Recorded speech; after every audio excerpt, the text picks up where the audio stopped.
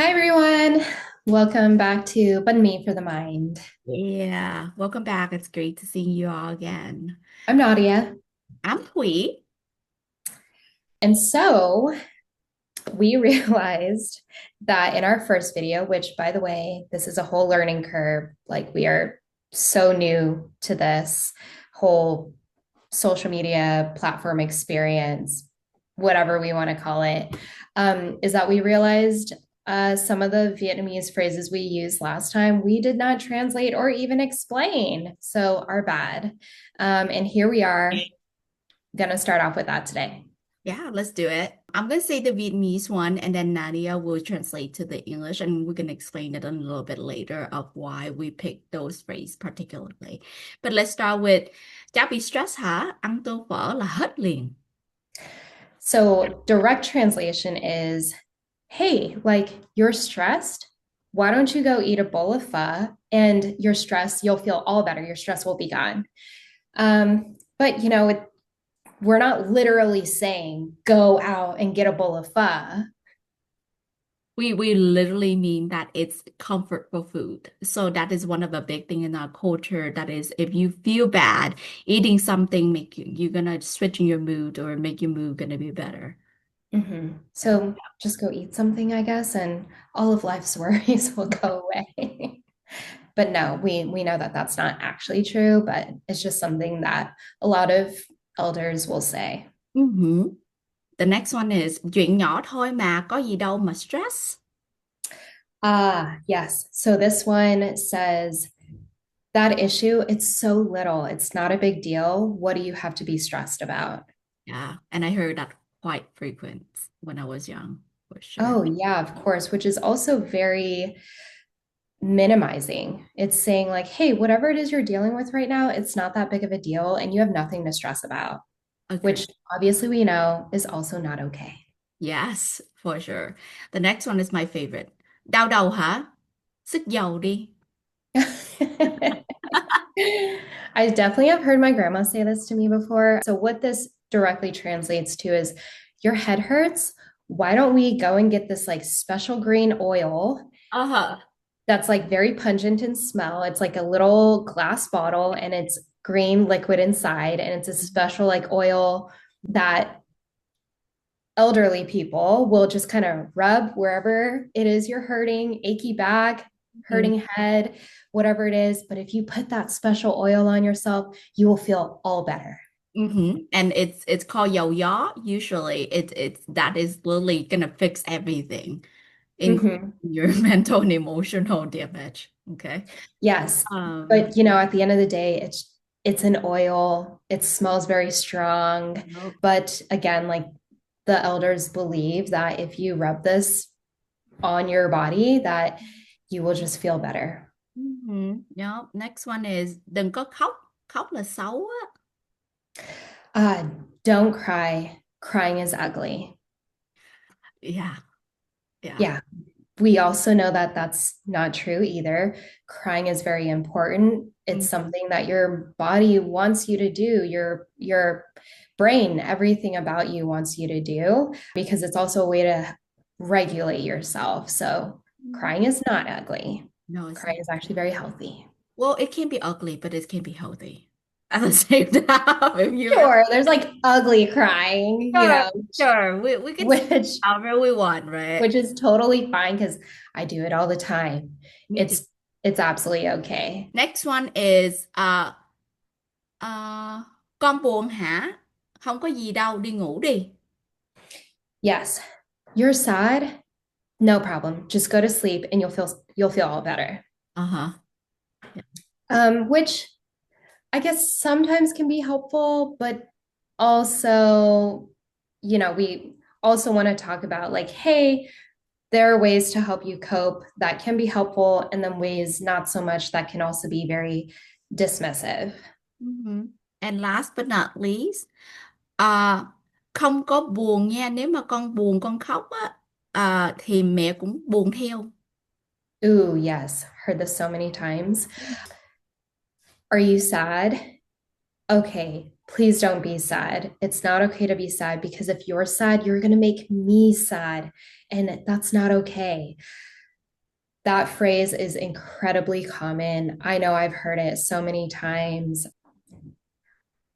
It's very dismissive, but it's also trying to make you feel guilty for Yeah. how you feel. Yeah.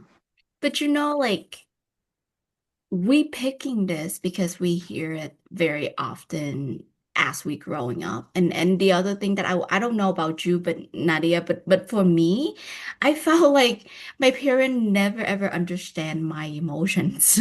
And they don't have a better way to tell me what to cope and how to cope. And this is their way to cope, right? Mhm. And I have a very hard time when I was young to able to understand like why they gave me this advice. And I feel Mhm. confused at point in time of what to do with them as well. Yeah, yeah. I mean, like, at the end of the day, how can they teach us how to cope if they don't even know how to cope? How can they teach you how to regulate your emotions or even understand your emotions if they don't even understand their own emotions? And I don't think they ever how would I say this? We get taught in so many different ways, right? To how to be a good person, how to be a smart student, how to be an obey kiddos. But we never get taught how to understand our emotions. And part of it, I feel like it's because they themselves don't know how to do that. And the only way to do that is more physical, right? It's more avoidance, probably something that I would say, or the fact of like just distractions.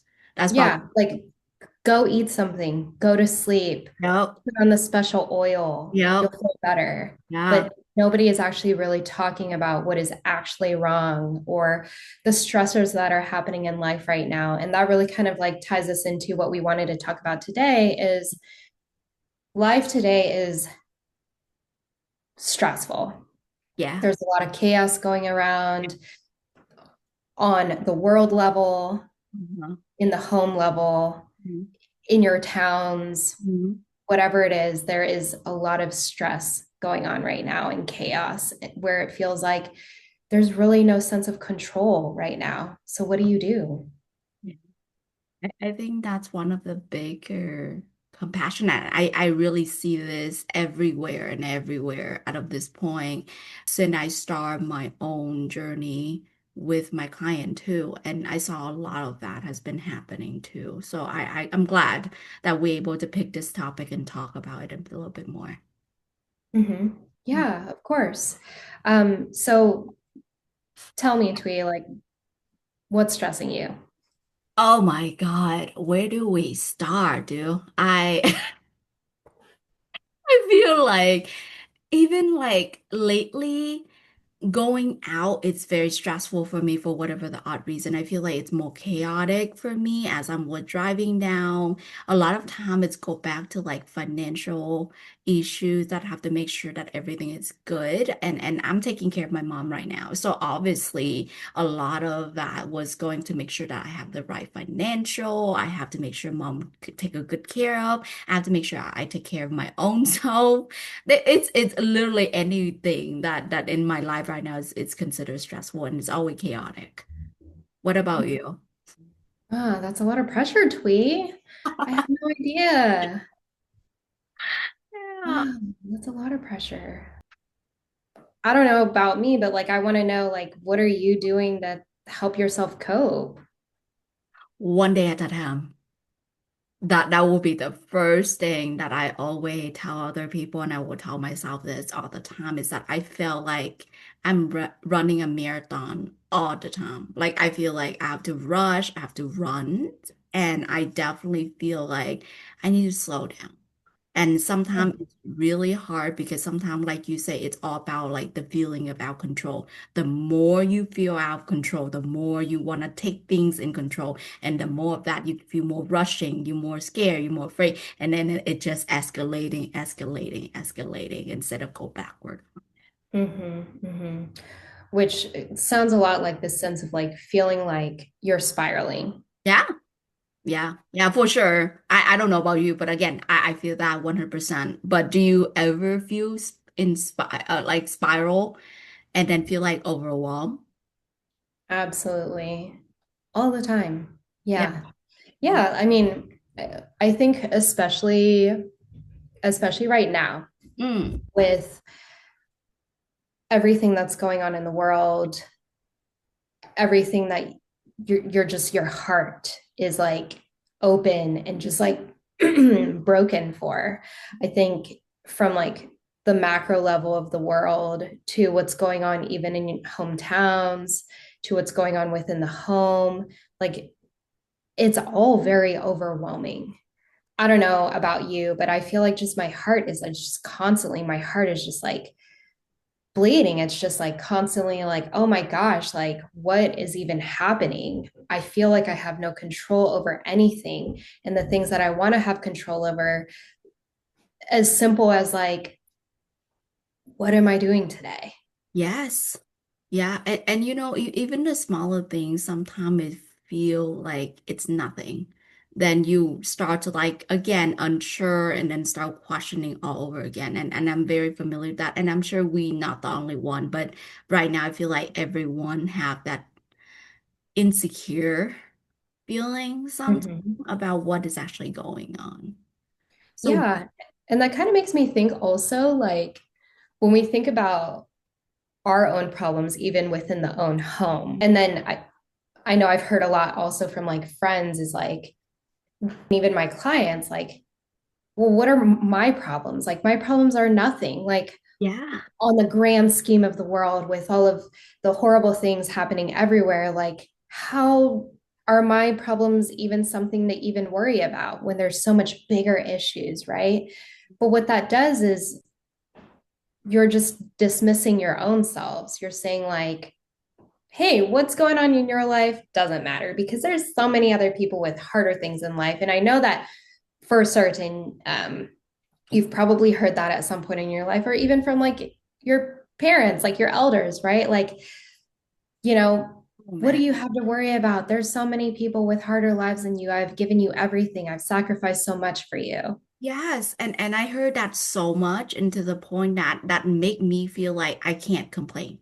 It make me feel like I shouldn't even, compare or complain is because I compared to other people, I'm actually have a better life, which is sometimes it's true and sometimes it's actually dismissive. But the other thing that you mentioned that I think it's fair to go back to and talk about too is the fact of avoidance is pretty big. Because I be honest with you, I'd rather spend an hour talk about what is your problem and find solution for you than actually spend an hour and talk about, oh my God, how stressed I am. This is what happened. This is going on with me. And I feel like at that point, I complain too much. I actually feel that. And I don't know about other listener out here or not, but sometimes that's it just the belief and that it's instilled within me or install in me all the time when I was young until I grow up. So that's just a culture perspective of you take care of other people, right? You make sure the other person feel good and okay. And then when it comes into you, you just have to hold it back and ground it down and let not other people know about it at the end of the day. Mm-hmm. Which can be very lonely. It can be very lonely and isolating to have to just try and like keep going, like help others, support others, be mindful of others, be respectful of others. But then you're also not taking care of yourselves. Yeah. But like as we talk, I was thinking about this too, because the other day I have a conversation with someone else and they was talking about that. And I was thinking like, what is the intentions of keep moving instead of slowing down and reflect? Right. What is the intention of, and I'm very curious with that, and I still haven't an answer, so I want to bring this up. It's the fact of like what is the intention of like keep pushing to move and keep moving and moving instead of actually stay and reflecting on your emotion, sit with your emotion. Hmm. I think that what that comes down to is with the older generations, for example, right? To have to sit with emotion, To Mm, have to let yourself be uncomfortable and sit with your emotions and the intensity of the emotions is just non-existent. yeah. Like, why do it? What's the point? You're wasting time. There are more important things to worry about and to take care of. Yeah. And you know, your answer make me realize a lot about the fact that is that it's really focused in like solve solution focus, right? It is really about what can you do about something instead of care about the emotional part of it at the end of the day. Because for me, I sometimes yes, and sometimes I don't believe in it. It's the fact that feeling your emotion is very important, right? Mhm, And problem solving is also important, but I don't think one do it without the emotion part is the most healthiest thing. Because if mhm, I can be disregarding my own emotions and keep pushing and just do the thing, and then at the end I feel like I'm burnt out, I'm exhausted, I don't even care at some point, and I have zero compassion toward myself at some point too as well. mhm. Yeah. And that's very real, very exhausting also, because you keep pushing on and you keep pushing on, and then you realize, like, what do I have left for myself? Yeah. Like nothing. You're already depleted because you've given so much to everything else in life, everyone else in life, and then you're left with nothing for yourself. But Mm. then you still have this expectation of yourself and guilt of yourself, like, we'll just keep going and keep going because, that's what everyone else has had to do, and that's what I should do. Yes. Or that's what my parents are telling me I need to do is just put your head down and just keep going because I sacrificed everything for you. I've done everything for you. Just keep going. So then there's that like guilt component where you're like, okay, well, if my family did that, then I should do that. Yeah. You know, the crazy part when you say that, I get a goosebump right now as you was talking. It's about, I think about this a lot. It's about our culture is very collectivist. We don't live for ourselves. We live for other people. Mm-hmm. Right.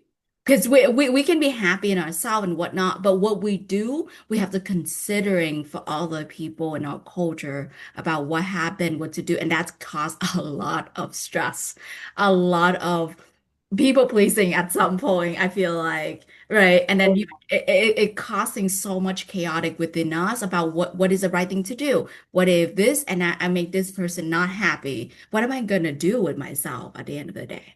Right? Mm-hmm. And so Right. that is hard. That is, Yeah. Because if you then begin to take care of yourself and focus on yourself, then you're being labeled as being selfish, Mhm. right? Or I didn't raise you this way. Yes, yes. Or the famous quote that I hear a lot is, "What have I done in a past life to create this chaotic that you're decision making right now?" Right? And that's go with my career path. Let's just go with like the choices I make in life. And I heard back as a reflect of what have I done in my past life to deserve this. And that's come from my mom. And I heard that quite often too as well. And then I start questioning about like, oh my God, did something wrong? But obviously I didn't. But that's what I heard, right? Mm-hmm. And guilt Mm-hmm. trip and whatnot, a lot of that. Yeah, very intense, Twee. Hmm. Hmm. So what do we do?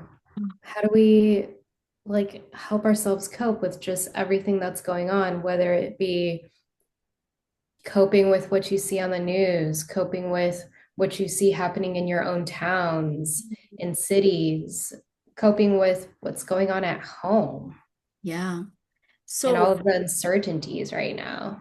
sure. So I'm gonna throw a couple of things that I has been doing. And again, everybody doesn't have to follow through, but this is what been helping and supporting me so far is that I reduce a lot of social media. So I still keep one or two that I really, really want to see and make sure that I always watching them. But the rest of the social media part of it, I actually shut them down. The reason for that is that there's so much flooded information daily that I myself sometimes already have stress and anxiety, and I could not handle more than that. So I only pick one or two that I'm like, okay, these are the one that I know that they are reliable. This is the sources that I want to listening to. They are Mhm. causing some stress, but they reduce for the most part. Then the other thing, like I told you earlier, is the fact of one day at a time.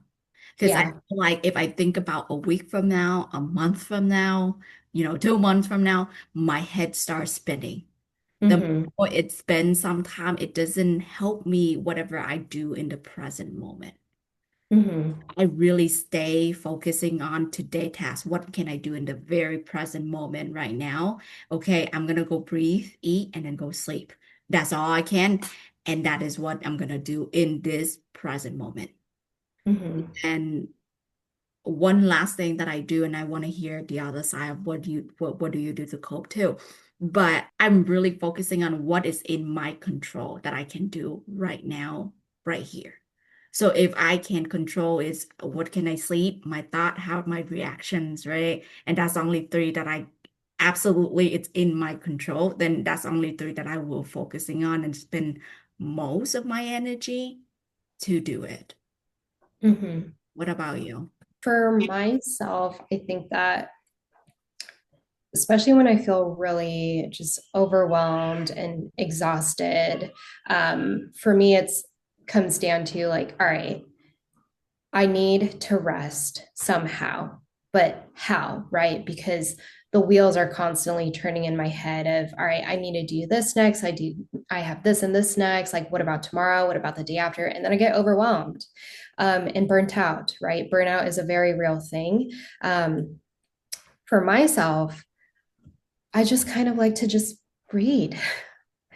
I like to read. I like to just kind of lay down, get some sleep, right? But sleep to like rest, not sleep to avoid. Um, you know what I mean? Like, Yeah, yeah, like you like to intentionally like setting up a time for you to rest your body, not to just like, oh my God, if I go sleep, I won't have my to think problems will go about away. it. Yeah, exactly. Yeah, there's a differences between Yeah. how you te set your intentions, right? Yes. Like, Yeah. And okay. so like going to sleep because I'm also being cognizant of like my body is exhausted. My mind is exhausted. I Yeah. notice myself being more irritable, being more short. I need some space. Let me go get some rest. Let me just lay down, take a nap, whatever it is, if there's a moment for that. um, Going on walks outside, like getting fresh air, getting sunlight is super helpful for me. But also guilty pleasure. I also really like thrifting. I love checking out consignment shops and just kind of like letting myself like have a moment for myself. Um, Like I can recognize that the world is going to keep spinning.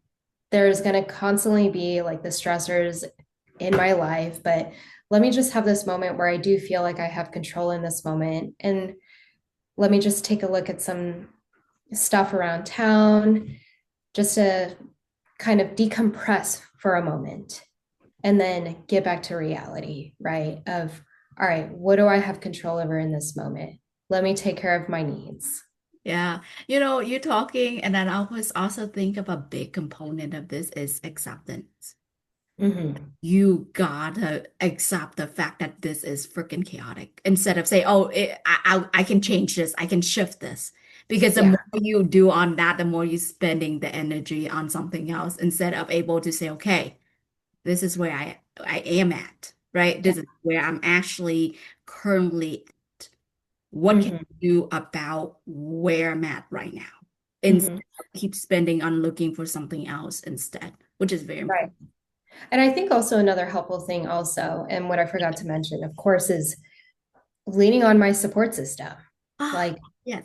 talking to my friends just about how chaotic life is or how chaotic the world is and being able to recognize like I am not the only one that feels this way. I am not the only one that thinks these things. And so it's nice to be able to lean on friends, lean on family for support, and not isolate myself and feel like alone in all of this, like that I have to do life alone.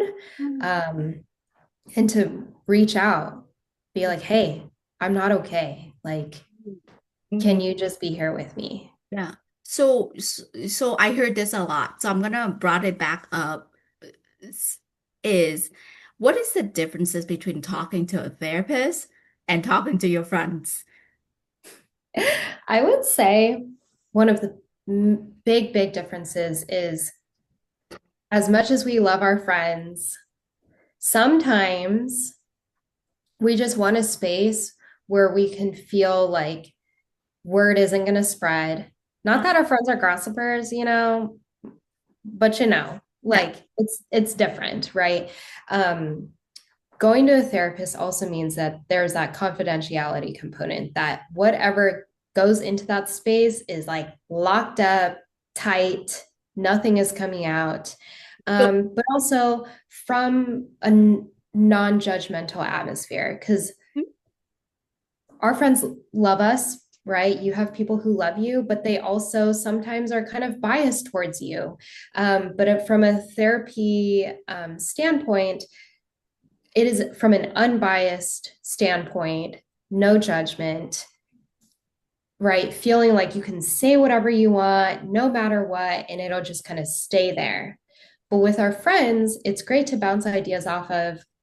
But there's also sometimes I know for myself, I feel this like sense of guilt where I'm like, am I putting too much on my friend? yes. Because I know that they're going through a lot. So I don't want to burden them. So let me just kind of hold back a bit and not share too much because I don't want to then feel like I'm being a burden to them. Yeah, for sure. And I think I just to add a couple more things related to this too is that with therapy, I feel like talking to a therapist, maybe I'm wrong on this one. I don't hold back a lot. Mm-hmm. With a friend, just like you say, right, about like you worry about burden, you don't share. But there's a part in me that sometimes I don't want my friend to know. Yeah. And the only way that I can let it out and talk and just be freely to talk, I can be angry, I can be frustrated, I can be whatever I want to be. Sometimes I really need that space where it's 100% confidential, where I know for the fact that person will just know me and whatever I'm saying in there, for the most part, there are no consequences, there's no repercussions, there's nothing there except me allow me to be in that space. Mm-hmm. I think that's Yeah, the other thing that exactly. I really like about like in a therapy with someone. And just an FYI for any viewer right now, I don't know about Nadia, but I have my own therapist, and I'm sure she is having one too as well at some point in her Mm-hmm. career path as well. But I Yeah, absolutely. need support other than just my friend and family as well. Yeah. And just to like continue to normalize going to therapy, therapists have their own therapists. Yes, Let's just put that out there, right? Because as great as our friends are, and we love y'all, friends are amazing. Um, but there's also like, like Twee said, like that component of how much is too much, hmm right?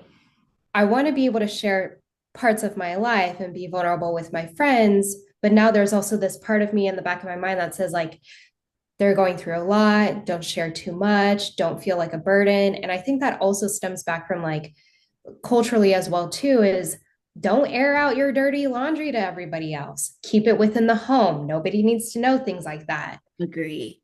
Agree. A lot of shame factor coming into that. And I think that's one of the things that I learned since I was like in college that I have a very difficult time to asking for help.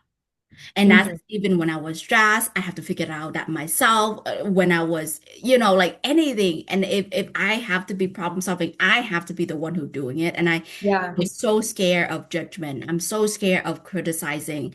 And I feel like that's a pattern when I was younger that I get taught to Mm-hmm. be more independently. And again, I can't speak for everybody, but I can speak for myself. Is that the fact that I learned that and it's a behavior learning for me. That is Mm-hmm. a core belief of I need to problem solving myself, right? I definitely need to be that independence. I should not talk to anybody else about what is my problem because they're gonna look down on me or judging me. And Mm-hmm. like the biggest fear Mm-hmm. a long time for me. Right. Yeah. Which, you know, leads us to also the simple fact that, like, hey, don't wait until your problem becomes so big where Yeah. you feel like you're drowning and you feel like there's no way out. You don't need to wait until that point. Mhm. Like, if there is something from like a little life stressor to a big life stressor, or whatever it is, in whatever kind of shape or form, just reach out for help. Like, that's what therapists are there for. That's what we're here for. Mhm. Um, is to be able to have this space for yourself to say whatever you want, however you want, and know that that therapist is there to help you and support you. Yeah. Um, and of course, you know, lock and key, it stays there. Yep. And Yeah. don't have to ever worry about, am I being a burden or is the therapist going to shame me? Like, Yeah. no, because that's what that space is there for. Okay, I know I have a lot of questions, and I promise this is my last question. But and Okay. none of this is scripted, by the way. Okay? Nadia just gonna throw a spin on me, which is I heard this a lot too. Is that how come talking will help? Like I spend so much money on therapy, and we only do talking, right? So Yeah. why is talking is helping, or what are they doing that is actually helping me? Hmm. I don't know. I'm just kidding. Yeah, I don't know. um, so when you are talking, there Yeah. is a difference between when you're talking with your friends versus talking to a therapist, right? Which we just went over. When you're talking with your friends, you're still holding back, which means you are still internalizing, holding in these intense thoughts or emotions. But when you come to therapy, the therapist's role is not just to create this safe and secure environment for you, emotionally safe and secure environment for you, but it's to create a space where you can be fully honest with yourself and let everything out so that you can regulate yourself, regulate your body. The way I like to explain it is like your car needs an oil change every so often, right? Because if your car doesn't get an oil change, it's going to break down. It's going to start smoking up or whatever it is that happens to cars. And that's the same thing with us. Yes. Like your mind and your body can only handle so much Yeah. before it starts breaking down, before you start getting irritable or snappy with people, angry, or even depressed or anxious or spiraling out of control. And going to therapy is that oil change maintenance. Some people, you know, they want to do oil change every week or need it every week. And some people, it's every couple months or whatever it is. But at the end of the day, every person should have a space where they feel fully safe, fully comfortable, and letting all of it out to regulate yourself in a process with the therapist. Obviously, there are other strategies and techniques that we use as well too to help with that process. But in general, talking to somebody where you feel like you could be fully honest and open um, will do a lot of positive for you as well too. And I'm going to add two other things into that too, is that I'm hoping that your therapist can go deeper with you. Whatever is happening with you, they can go deeper with you, really explore what happened, validate, practice compassion, and all that wonderful. Just sometime when talking to with friend, they will talk, but they can't go deeper with you. And sometimes you are hesitate to go deeper with them, right? So this is the one space that I hope that you can go as deep as you needed to, and the therapist will hold the space for you and able to process the most what I call yucky, which is the most deepest, most uncomfortable, very heavy that usually you're not able to fully process with your friend. The other Mm-hmm. that I'm hoping that therapy can provide for you is like a different perspective. Because I feel like sometimes when you're in your own head and you're stuck there and you only can see whatever in front of you, what happened is that the therapist can provide multiple perspective for you from different standpoint for you to able to see in different route of like, well, what about this? Can we do that? And we have a lot of curiosity. I promise you, I was in session. I was like, what about this? And then this happened, and then this happened. So a lot of curiosity and perspective will show up, and you can see how hyper I am in session. Some my client more than me. But I really enjoyed to able to give different perspective without thinking about all the rules and regulation, right? Step out from that boxes. And I'm hoping that therapy can give you that perspective too, that the Mhm. therapists themselves will able to give you some of those as well. Mhm. Hmm. Yeah, because like even though our friends can give us their opinions, right? But we also know that our friends are also very biased towards us and want the best for us, which is great and that's wonderful. From a therapy standpoint, is knowing that the therapist can not only just like go deeper with whatever you have locked away, or maybe sometimes you don't even realize that certain things are locked away, and they'll be able to just sit there with you and be with you in those uncomfortable emotions and feelings so that you know they're not going to leave you, right? They are there with you in like the yuck, right? They're there with you through that.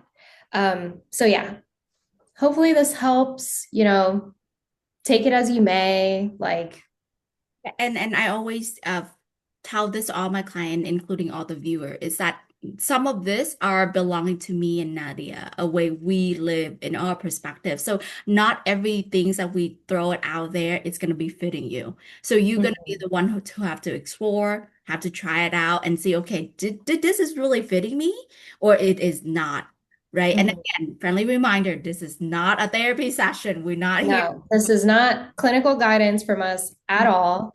Um, we're just trying to normalize getting help, getting support. There's no shame in it. We ourselves um, reach out for support as well too. There's nothing wrong with that. Nothing to be embarrassed about. Okay. Right. Have a wonderful, wonderful time. And we hope that you enjoyed the banh mi for the mind.